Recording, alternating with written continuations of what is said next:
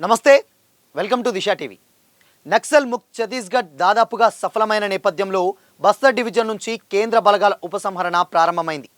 డివిజన్లోని 7 జిల్లాల్లో ఒకటైన దంతేవాడ జిల్లా కటే కళ్యాణ్ రోడ్డుపై ఏర్పాటు చేసిన జూరం సిఆర్పీఎఫ్ కోబ్రా దళాల క్యాంపును నిన్న ఎత్తివేసి ఆ బలగాలను జార్ఖండ్కు తరలించారు.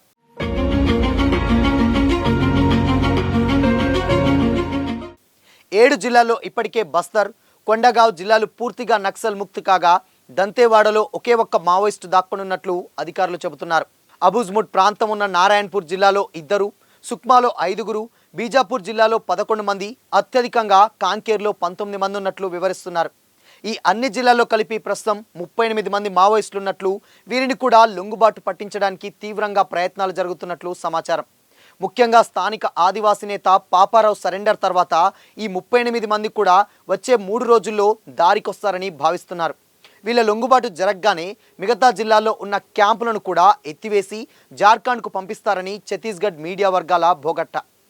ఇలా ఎత్తేసిన క్యాంపుల స్థానంలో ఆదివాసుల సంక్షేమం కోసం పనిచేసే సౌకర్య కేంద్రాలను ఏర్పాటు చేస్తామని రాష్ట్ర హోంమంత్రి డిప్యూటీ సీఎం విజయ్ శర్మ తెలిపారు. ఇక నుంచి భద్రతా వ్యవహారాలను రాష్ట్ర పోలీసు బలగాలు, డిఆర్జీ బలగాలు చూసుకుంటాయని కూడా ఆయన స్పష్టం చేసినట్లు అక్కడ మీడియా వర్గాలు చెబుతున్నాయి. కాగా తాజా గణాంకాల ప్రకారం బస్తర్ డివిజన్లోని 7 జిల్లాల్లో సుమారు 96% ప్రాంతం ఇప్పుడు నక్సల్ ప్రభావం నుండి విముక్తి పొందినట్లు భావిస్తున్నారు.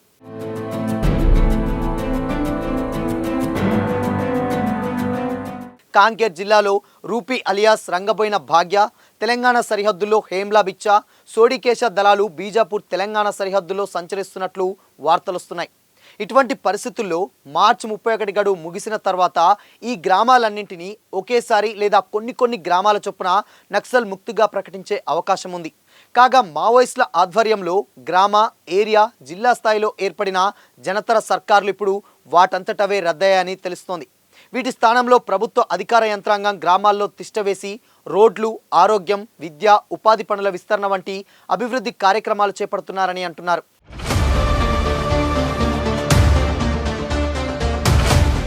ఆయా జిల్లాల కలెక్టర్లు సైతం ఒకప్పుడు నక్సల్స్కు కోటలుగా ఉన్న మారుమూల గ్రామాలను పర్యటిస్తున్నారని, ప్రజలతో సంభాషిస్తున్నారని చెబుతున్నారు. కేంద్ర హోంశాఖ వర్గాల సమాచారం ప్రకారం దేశంలో మావోయిస్టులకు సంబంధించి ఇప్పటికీ 130 నుంచి 150 మధ్య సాయుధ క్యాడర్లు మిగిలిన్నారు. వీరిలో పొలిట్ బ్యూరో సభ్యులు గణపతి అలియాస్ ముప్పాళ్ళ లక్ష్మణరావు, మిసిర్ బెస్రా అలియాస్ సాగర్, మరికొందరు డివిజన్ స్థాయి నేతలు, క్యాడర్లు ఉన్నారు. ఈ 130 మందిలో 100 మంది వరకు జార్ఖండ్ రాష్ట్ర అడవుల్లోనే మిసిర్ బెస్రా నేతృత్వంలోని పనిచేస్తున్నారని ఆ వర్గాలు అంచనా వేస్తున్నాయి. వీరిని లొంగుబాటు పట్టించేందుకు లేదా అంతమొందించేందుకే బస్తర్ నుంచి బలగాలను పంపుతున్నామని చెబుతున్నారు.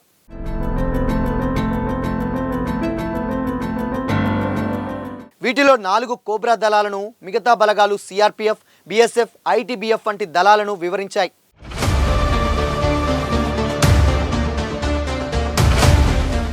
అయితే పొలిట్ బ్యూరో సభ్యుడు గణపతి లొంగుబాటుపై సస్పెన్స్ డ్రామా ఇంకా కొనసాగుతూనే ఉంది. ఈ విషయంలో వివిధ మీడియా సంస్థలు, యూట్యూబ్ ఛానళ్లు అనేక రకాల ఊహాగానాలు చేస్తున్నాయి.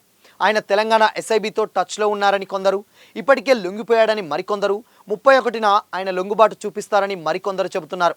గణపతి ఏ పోలీసు అదుపులో లేడని, లొంగిపోయే అవకాశం కూడా లేదని మరికొందరు స్పష్టం చేస్తున్నారు.